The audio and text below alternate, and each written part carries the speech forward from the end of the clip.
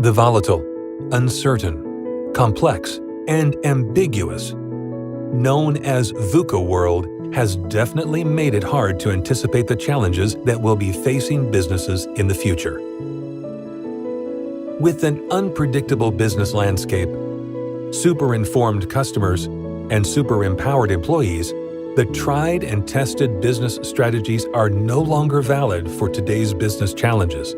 The future holds challenges that are unprecedentedly different. They are known to be human challenges and so require a human-centric approach to be solved. Sustain Leadership Consultancy is a tailored solutions partner with its gaze turned toward the future. Through our SEEDS model, we focus on creating people-centric strategies that will have a lasting positive impact on the organization. We work with our clients to identify disruptive solutions to their challenges, design unique customer experiences, while creating engaging workplaces for their most valuable resource, their teams.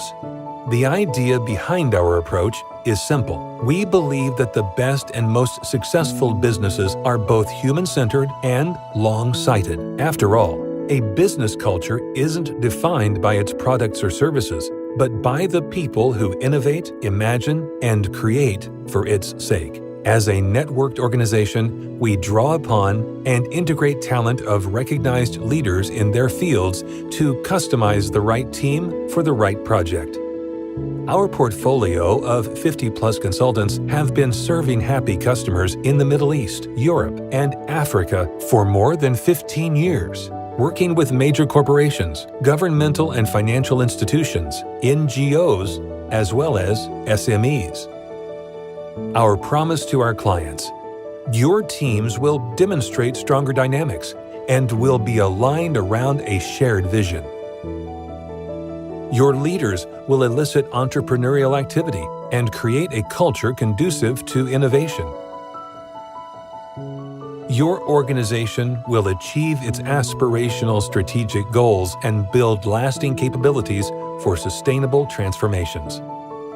No matter what your industry, size, or vision, we work closely with you to help you sustain your leadership and remain relevant in an ever-changing landscape.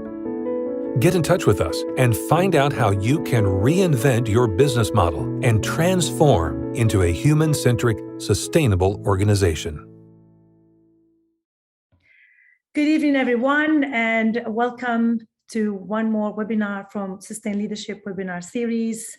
I couldn't be happier to start the 2022 year, 2022, with the first webinar of the year with somebody that I could be biased really to introduce you, but I'm going to try not to be biased because you're a dear friend, you're a mentor, and to me, Bassem Elzein is a reference whenever it comes to corporate communication. He's a thought leader whenever it comes to media training. I will give him a chance to introduce himself in his journey, but all I can say is, to me, he's one of the very few in the region that I can refer to every time I need to know something about corporate communications. And I did learn a lot from him as an entrepreneur who started a few years back. And we are honored to have him today to share with us how he grew from this expert in media and corporate communication into a storyteller. And ironically, today he works for a company that is called a storyteller. And I think I will leave it up to him to tell us a little bit more about a bit of the past and what got him to becoming a storyteller, and how can we use storytelling today when everything is shifting, the way we do everything at work, as business leaders, as individuals. How can we use storytelling for better leadership? It's all yours, Bassem. Hanan, thank you very much. I'm overwhelmed. Even as a storyteller, I'm not really quite sure if I still have something to say. So I'm a storyteller. Everyone who knew me from the very early start, I'm a storyteller by nature. I was born as a storyteller. People who knew me, they know that I always have my side of the story, my flavor in any story. And this is why I joined. It's okay. So I joined the Faculty of Information and Journalism in Lebanon. And I started my career even in journalism, even before joining the university and pursuing my studies and so on. And then shifted to the corporate communication world. I've been in this part of the world for the past 22 years. I've been a corporate consultant. I was an editor-in-chief and publisher of a magazine where I was telling stories, success stories of people. I ran a magazine called SME Advisor. So, and everyone, it was purely focused on SME, and you know the magazine really well, Hanan. And everyone used to ask me, why do you focus on SMEs? So the answer was very simple. I look at the future and not the present. So these SMEs are the future of any economy and business in the region. So this is why I used to focus on them, tell the stories in the most effective way. Now I moved to Oman to establish a small corporate communication agency called The Storyteller. Ironically, it's called The Storyteller. All of us in the company are storytellers. We don't have titles in the company. We don't have CEO, we don't have general manager, we don't have MD. So all of us are storytellers. And why we consider ourselves storytellers? Because we have a proper mix of knowing the culture, the background, the traditions, the history of Oman, as well as the international expertise working for multinational companies. So if you want to tell a proper story, first of all, you need to know the background, the environment, the society, the country, your target audience, what kind of languages, and I don't mean like language here by Arabic or English or whatsoever, no. I mean how you can talk to people. Who are you, the target audience that you are trying to reach? What type of language do they speak and so on? What kind of messages? Because for each and every single target audience, you have different key messages. And this is where I personally see, I don't want to use the word fail, but at the same time, so many companies are not able to reach their target audience because they are not able to tell the story in a proper way. They are not using their corporate communication and corporate messages. And at the same time, and ironically, it's very weird that some of the managing directors, CEOs, they are trying the I always. They use the I. They never managed to blend with their companies and became we. So any company success it has so many components, like the team, the market, the leader himself, the history of the company, and so on. So it's not him only. So when a decision maker is interviewed by the media, he is interviewed by the media because he represents a certain company and he has the knowledge. It's not only because he has the knowledge, if he doesn't represent the company. So when I train people, the most actually frequent issue is that people don't know how to say we at X company. They never use this word. So they probably say we, but they don't mention the name of the company. So they should learn how to build their story right. Any story has so many chapters, and any chapter answers the essential 6 questions, the 5 W and the H. So if they don't answer this, they don't have a story. So if we're gonna fill some space in newspapers and magazine and have smiley face on the cover of a magazine because I paid the editor-in-chief some money, then you don't have a story to tell. Okay, thank you, Bassem. I think in today's world, definitely, storytelling has become the way to position yourself as a company, as a person, as even a government leader, because I think everyone is super informed and super empowered today. So we can no longer tell whatever we want. I think we have to be more human-centric. We have to be more transparent, because today about building it's about building trust, but also we are talking a lot about soft power. We're talking about empathic leadership. We're talking today about vulnerability to be embraced by leaders.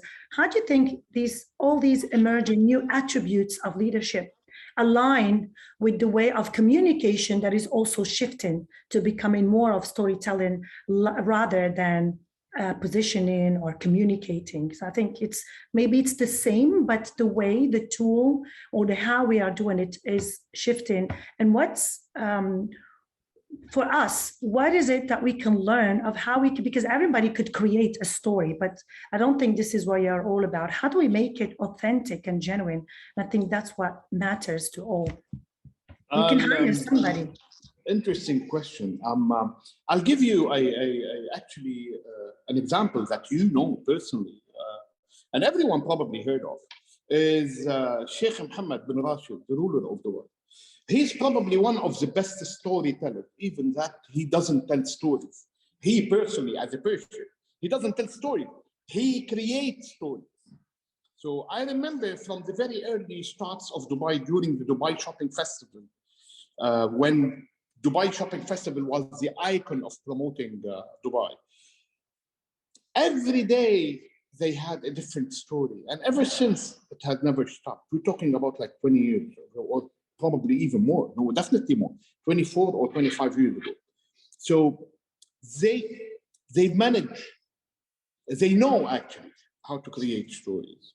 They created hundreds and thousands of stories throughout this year. And every single day, if you take a look, Sheikh Mohammed and Dubai are one. So you cannot say Sheikh Mohammed without linking Dubai to his name. And you cannot say Dubai without linking Sheikh Mohammed to the name of Dubai. So they became one. This is an example of a proper, successful storytelling exercise. So if you take a look on how he built it, he has the right people around him. He's such a leader because he knew how to actually delegate and dedicate jobs to people around him. And each one of them managed to create his own chapter of a success story called Dubai. If we take a look at Saudi and where Saudi is going probably now, probably Saudi in the next 5 years will have another success story to tell. And maybe we will witness something really as big as what Dubai achieved. But if we take a look at the resources that Dubai had compared to 100 countries, Dubai has probably 5% of the resources, and they've managed to create an amazing story, not only for the people of the UAE and for the region and for the world. If you go to I used to work for so many multinational companies. When I used to say UAE, I promise you, some people, and we're talking about communication people over here, they were like, oh yeah, it's an Arabic country. Then when you say Dubai, oh, we'd love to see Dubai. So you can imagine, and we're talking about communication people over here. We're not talking about normal people who don't read the news. So one is empowerment. If you need to create a proper story for your company, for your country, you need to learn something called empowerment. You need to give empowerment. You need to empower the people. You need to trust the people because they are the main driver of the success of any company. So if you don't trust the people that you're working with, you're not a good CEO or a leader, definitely. Because if you need to interfere and each and everything, micro and macro management, that's the whole issue over here. So why do you employ people if you're not gonna trust them? Why you're not gonna let them contribute to writing their own chapter in a success story? So if you want success, you need to empower people, trust people, and at the same time, lead people. Great, thank you, Bassem. It's the skill. Do you think that it takes a good communicator to build a story? Because I think what we're talking about here is not scripts, because we can hire speech writers and have the best script and the best article and advertorial. But I believe what makes really storytelling in the in the world of business, or the world we're leading in today, is really to speak from the heart. So what do you advise business leaders who want to embrace this storytelling as a way of communicating that really also touches the hearts of others and tells a genuine story? Where do we start? We go back to an important point that I've mentioned earlier, is even if you pay thousands of dollars for speech writers and PR companies and whatsoever, if you don't know how to use the word we, all this money will go like, I don't know, you'll just spend your money. So you need, first of all, you need to know that it's a we, it's not, it's a company. You represent a company, you represent a team who is driving the success of this company or the success of a country. So if we take a look at some of the examples, I'm gonna jump into personalities here because you asked about this question. If we take a look at Donald Trump and Barack Obama, let's say. Donald Trump, regardless if we like it or not, he's a storyteller. The guy was able to capture millions of people's attention because he always had something to say, always. And the way he used to actually convey messages was even so attractive, even that, again, like I said, even if we like the guy or not. On the contrary, Barack Obama will talk for half an hour without saying anything. He's so monotonic, he talks to say nothing, and at the same time, he will be able to say something without saying anything. Trump, he had the personality. Again, I'm not saying that I like the guy or I'm fascinated by his performance, but he will actually be remembered for years and years to come.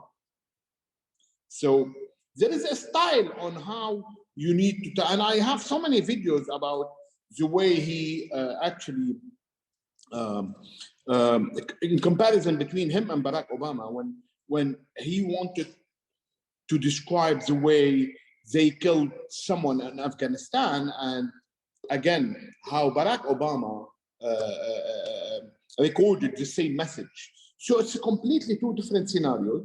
You would definitely be actually shocked by the way, or by some of the words that Trump used, but at the same time, you will always remember how he conveyed the message.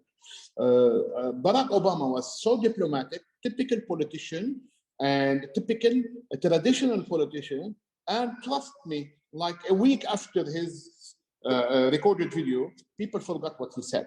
So you have to have the personality, one. You have to know that you represent a company and you have a lot of people behind you who created your success as a leader. You have to be honest and you have to believe in straight communication and open communication. And to do this, first of all, you need to do this internally. You start with your internal target audience, and then if you don't convince your internal stakeholder of the story or whatever you're gonna say, you will not be able to convince the external target audience. So you have to start first building trust and confidence and loyalty internally. You will have each and every single member of your team as a brand ambassador. They will talk all the same language, same tonality, and they will get to the same, they will have the same set of objective, and they will achieve the same results. Thank you, Bassem, for bringing that disruptive example. And I think actually we have to all step out from our opinions about people and really see what is the learning, because everyone we meet, whether we like them or not, there is a learning from them.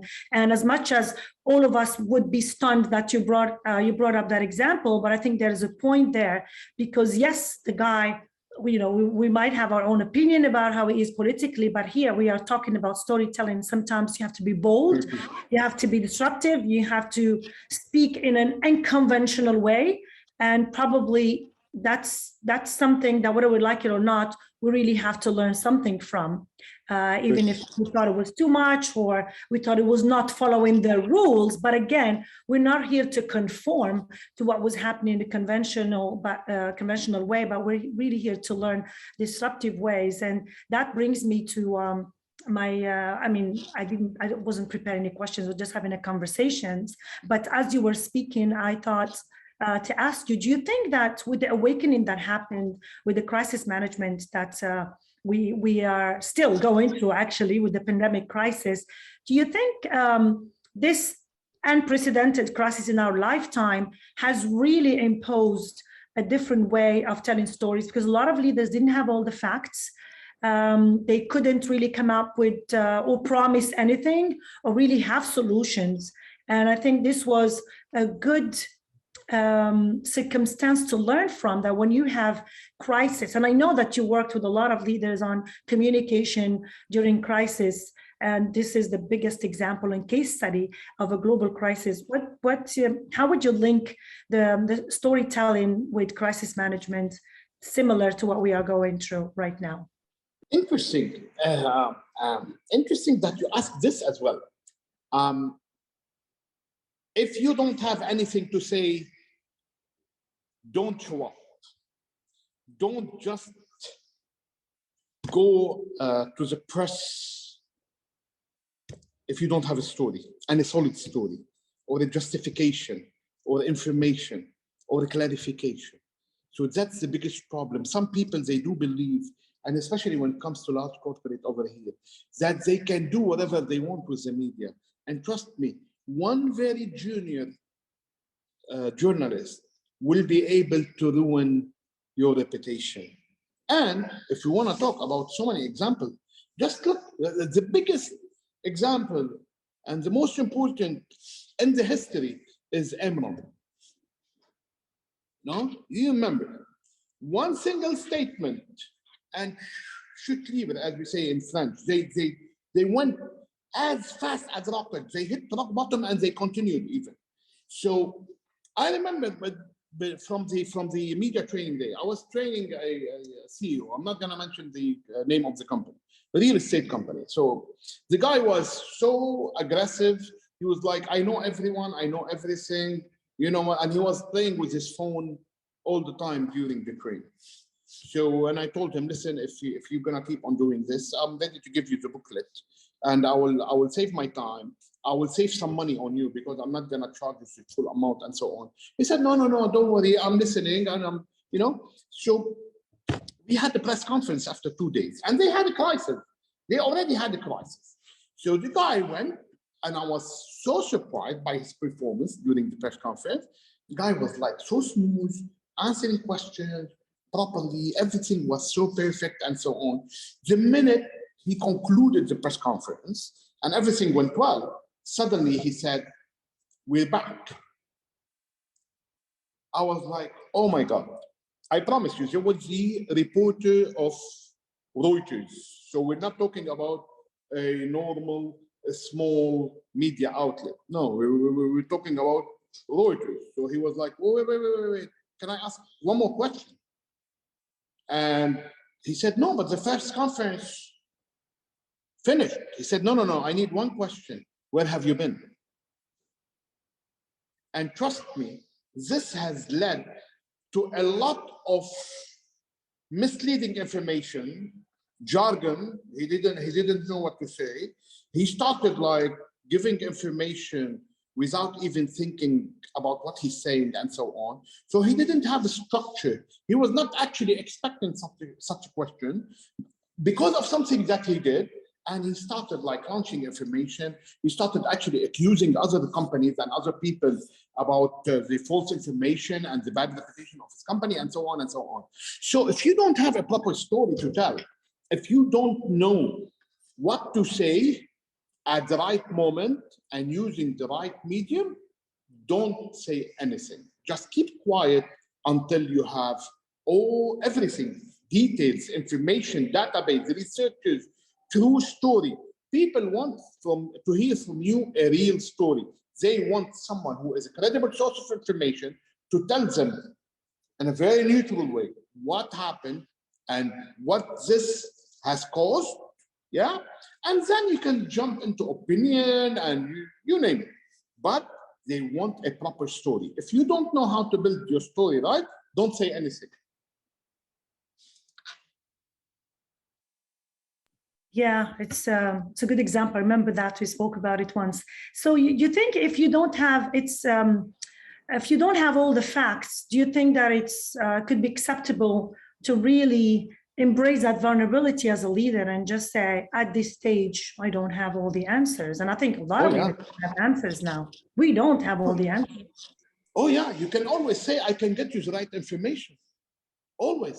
It's not actually, this is not, you don't have to be ashamed. The biggest problem is when you give answers for something that you don't have answers to, questions that you don't have answers to. Trust me. Well, facts are sacred. Opinion, you are free to do whatever you want with your opinion. But when it comes to fact, these are like sacred. You cannot play with fact.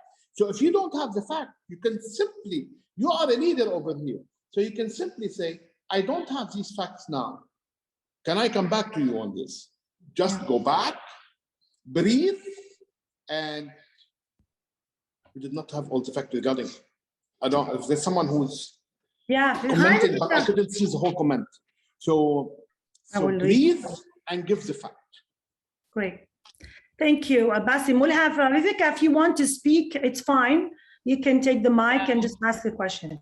I find this discussion, I find the whole of it very, very interesting, both from Sheikh Mohammed and his interest in poetry and his absolute smartness of creating storytelling. But then Trump, I don't think is only storytelling, it is language of body language, power language, and the way that he does. The stories are forgotten quite quickly. But when it comes to this crisis situation, I am Swedish, although I'm a specialist on the Middle East. So I do take it from a slightly different angle. And I would say that my country, and I'm very proud of that, has had probably the best communication with regard to COVID through the whole thing. But it has been very transparent, and it has been, we do not know. We do need more information now, and consistent, over and over again, same story. Of course, a trustworthy person, a well-known epidemiologist, but that speak about what we don't know was so important in the crisis situation. Don't you think that as well, that not every time that this rule that you say apply in a crisis situation? Or am I wrong? No, definitely you're not. Well, actually, I just said, if you don't know, don't say anything. Just say, I don't know. So yes. don't just then I go out to the public with no story, and you know, like you exactly. And you just want to appear. Yeah, this is what we've seen in the UK particularly, that they have had opinions, and very strong opinions, over and over again, and then changed their mind and changed here and changed there, and the loss of trust is ginormous, and the information has not gone well, and we see it very, very well. And US was also the same with Trump in the beginning of this crisis situation. So yes, I agree with that. Yeah, now I understand you. So there's something important in corporate communication called bridging, and unfortunately, most of the people, they don't practice bridging when they communicate externally. So bridging is about moving your audience from one side to another in a very smooth transaction, especially when you don't have enough information. Yes, we are 100% and sure and certain about this, but what we're trying to do as a government or a company is 1, 2, 3, 4, 5. This has actually if I want to nominate someone who was the king of bridging, it was Steve Jobs. He was the king of bridging in interviews. So even when he was asked about their financial crisis and their stock value and so on, he was always to say, yes, we know that the value of our stock is going down, but we are waiting for the future. We are creating a new technology. We are creating in a more innovative way, and the future generation will be able to actually benefit from what we're doing. and then our stock will go up again. So the bridging, this is one example of Steve Jobs. So bridging was actually his game. So unfortunately, we don't see enough bridging in communication, especially when it comes to politicians, by the way. Bassem, we have a very, very interesting question from Noma. She said, what if they send questions, I think she's referring to media outlets, for an interview before the interview, the questions are offensive and may damage the brand, and you refuse to go ahead and they accuse you of avoiding the obvious. Should you go ahead and answer the questions even if those questions offend the brand? Well, it depends. First of all, if you are in a crisis situation, one, or if you're not in a crisis scenario and you receive offensive and aggressive question, you have all the right to actually refuse to conduct the interview. Okay, but when you are in a crisis scenario, you will have to accept each and every single criticism. Yet you would have to train the person who is in charge, or your press attaché, or your representative, or whatsoever. There's always, in a crisis scenario, there's always someone who is actually in charge of the media and answering the media. So this is where you would have to actually, but some people, they don't really train their communication or the CEO and whatsoever, and they leave it up like, well, we don't have much of, you know what? One single small crisis will put you out of business. So what you need to do, and sorry, I did not memorize the name of the lady who just spoke now. What you need to do is hammer people with key messages. You need actually to train your spokesperson how to use your corporate key messages in the most effective way, especially during crisis communication. So if you have an interview request during a crisis and you have offensive or aggressive, no, not offensive, aggressive question, you have to take it because there's a crisis and you have to actually inform the media / your target audience about the current situation and so on. If it wasn't a crisis scenario, then there's no right for the media to be aggressive and offensive. Is it clear? Yes, it is. So the reason why I'm asking is I have a brand, and I've been contacted by a business in India. So I'm in the UK, and the business in India sent in their questions to ask about the brand, but they're rather aggressive, and I have refused. And basically, their take on it is, why wouldn't you want to discuss the obvious? So that's why I asked the question, because the brand is still new, and they're already being aggressive. So I didn't know how to deal with that. So thank you very much for your advice. I'm gonna be a bit honest over here, and excuse my French, as we say. I come from journalism background, and then I moved into the corporate communication world. And unfortunately, I'm gonna say it, sometimes, and I faced this a lot before. Some of the media, they just try to actually be aggressive with a company because they have a certain history or they want to achieve something. So we have to be careful here because, and again, like I said, one single journalist will be able to damage your brand if you don't actually feed their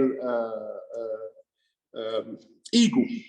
So, and they know that. Some of the journalists, they know that they have the power. Yet, again, if you are smart enough to play the game and you have a very solid story, you don't have to be afraid of any aggressive question, especially if it was a question and answer type interview, like you receive the question, regardless how aggressive they are, and you have the right to answer them in writing.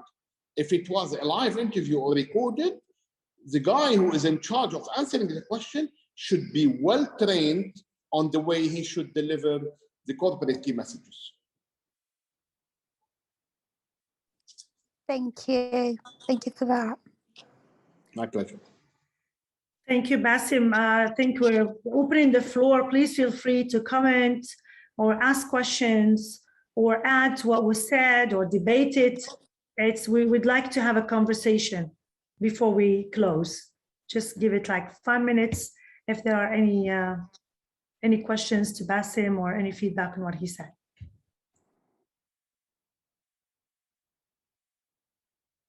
I need to add one thing here, actually, which is very interesting. There's a study that I was reviewing the other day, and it shows that most of the people, they judge, especially when it comes to interviews, they judge on the way you look. One. Second, the way you communicate. And last is the information that you are presenting. So if you're not, if you don't look like someone that they can trust and someone who knows what he's talking about, they will, even if you have the most important and valuable information, they will lose interest, which is very crucial, by the way. So regardless how, so this is here when we say, I've got the look and you have the brain. No, so you have to have the look and the brain at the same time. And then you can do a lot of money. So you mean we have to choose the right corporate communication people that represent us, or? Well, it depends. It depends. It could be the CEO, the managing director, but at the same time, definitely the marketing and communication or the corporate communication person is one of the most crucial and important. And unfortunately, in the Middle East, I'm going to tell you something. The first thing companies they do during a financial crisis is they cut down on their marketing budget. And the first thing they do is they terminate their corporate communication team. So who are actually one of the most important department to actually, they are the custodian of the brand. Yeah. So it could be the CEO if he was well-trained, and I don't see so many well-trained CEOs in the region, to be very honest. There are a couple of very good examples. I've worked with one who was like really a media guru. He was like a teacher for me, even that I was coming from a journalism background or whatsoever. But at the same time, I have seen so many, I've done like 300 or 400 media training in the region. And I've seen some of the worst examples that you can ever see. And I'm talking about top tier level. Yeah, true. VUCA said it'll take 9 seconds for them to judge you to 70%. Oh my God, yeah, yes. Very true, very true. Yes. It's a research that is done on sales staff. So if a salesperson comes in the room or says something, they judge them straight away. It takes about 9 seconds. Then the rest of the 30%, they will leave for the potential, but after a couple of minutes, 5 minutes, then it's done. You have no possibility to change any perception. Very true. Oh, yeah, yes, thank you, VUCA, for that. And for reminding us about that. We can all fall prey to that. And there's an amazing and very useful comment by Raya, and question, I think. Thank you, Raya. She says, in the VC ecosystem, venture capitalism, I think, we usually tend to develop and focus on success stories, but it would be good to highlight as well failure of some entrepreneurs. Any guidance or tips or recommendations on how to deliver the bad story? The reason why I'm laughing, actually, when I was running the SME Advisor magazine, I had the privilege to meet one of the most interesting and intelligent businessmen in the UAE. His name is Majid Saif Al-Ghrair. I think you know him. So when I was talking to explain quickly on Majid Saif Al-Ghrair, Majid Saif Al-Ghrair is coming from a well-known business family in the region, not only in the UAE. They have been into everything, and I mean it, like everything. So when I was talking about with him about success factors, he said, "You know what's the problem, Bassem? That everyone wants to look at the 15 or 20 successful companies that we have, but no one wants to take a look at the 120 companies that we had to close down because they were a complete failure for Al Ghurair Group. So you can imagine. So everyone wants to see, people love happily ever after more than the sad stories. Yet, honestly speaking, each and every single failure has its own learning. So if you don't learn, you will keep on opening business and closing them, opening business and closing them, and the scenario will keep on repeating itself. While if you have this learning curve, you will be able, probably not the first time or the second time, but definitely you will have a solid background for your business in the future. So yes, imagine, he told me this, he said, no, I honestly, we had to close down 120 companies, but people don't want to look at them. They want to look how successful we are as a family. So how do you communicate that? And when I work with startups and entrepreneur, and I whenever I speak about, I call it the F word, which is failure. That's the most important F word in our journey. How do we fail? I always use the example of Thomas Edison. So I don't know if we can always learn from that when he said, I haven't failed 10,000 times, but I found 10,000 ways that did not work. No, he says, I succeeded at finding 10,000 ways that didn't work. So probably we can embrace that mindset that we worked, and if he didn't fail 10,000 times, he wouldn't be connected today when he invented the electricity. So I always find it the best example, but how can we really start delivering the sad or the bad story in a way that can be inspired from what Thomas Edison did many, many years ago? First of all, we need to change mentalities. Because from a cultural perspective, people are still a bit defensive when it comes for actually, like saying, oh, I failed. Until now, it's a matter of a cultural issue in this part of the world, Yet for me, and again, we will go back to point number one, is being honest,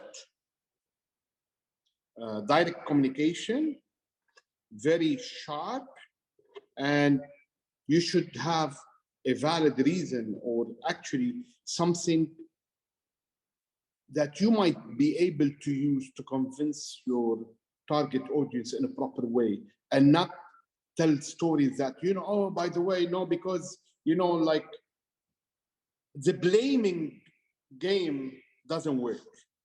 This is the most dangerous game that any company can play. Oh, by the way, because our competitors, they were blah, blah, blah, blah, blah, So this is the most dangerous thing. If you want, you have to be very honest, and you have open communication.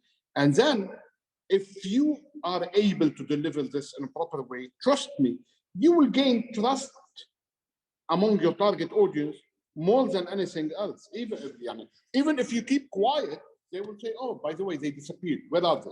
But if you say that, because one of the, like I remember the Nokia guy. The Nokia guy, the CEO of Nokia, when they started losing the war against iPhone and Huawei and whatsoever. BlackBerry, actually. BlackBerry started the war against Nokia. Yeah, it was BlackBerry at that day. And the guy cried. The guy cried. And he said, I don't know what went wrong. We did everything that we knew. We tried everything, but we failed in technology. So he was, and you can go back to his, you can find it on YouTube. The guy was very honest. He cried. He said, we did everything that any company could ever try, and we failed. So this is a culture, You have to have the courage to say this. And this is a culture again. Yes, I think it is about courage. That's the right word. So just the last question, I think, and then we close. We exceeded time, but it's really very interesting. So Anand is asking, so you think it's a good strategy to talk and speak about failures in startups? Because during the investor pitch, storytelling highlighting failures could turn to no from convincing the VCs to invest or fund. So what are your thoughts about this? And we will close with that. I personally would do. But unfortunately, again, like I said, I was running an SME magazine. I've seen all the success and failure stories that you can ever imagine. And we talked about some companies that we considered that these are success story and the future of, and then suddenly after like a very short period, they vanished. They shut down for business and for so many reasons. One actually is corporate governance. And unfortunately, small businesses, they don't pay attention to this because they want to save some money and so on. Small accident that has a relation with insurance. And anyway, there was so many reasons, yet, and unfortunately, the owners, they decided to shut down their business without even telling anyone and launch something completely different later on. But you know what? It's your reputation after all. If you are not confident enough to tell what went wrong, no one will be able to buy your story next time.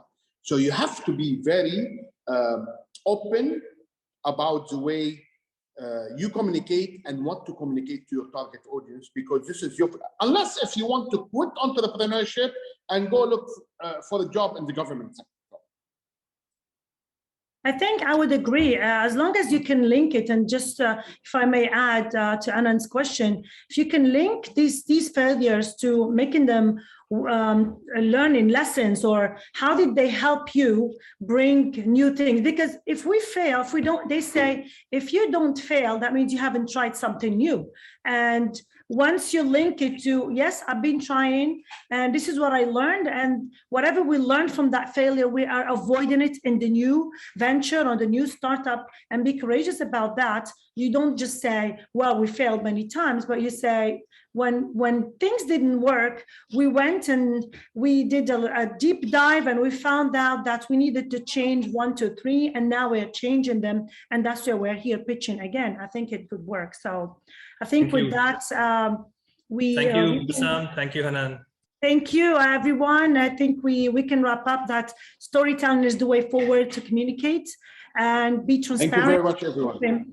And thank you, Bassem. This was very, very insightful. I think each of us have gained a lot of knowledge, as always. Whenever we have any conversation with Bassem, we learn a lot. Thank you for your attention, everyone. Thank you for being patient with us exceeded the time. Until we meet again with another webinar series with another insightful speaker, I would say good evening and see you very soon.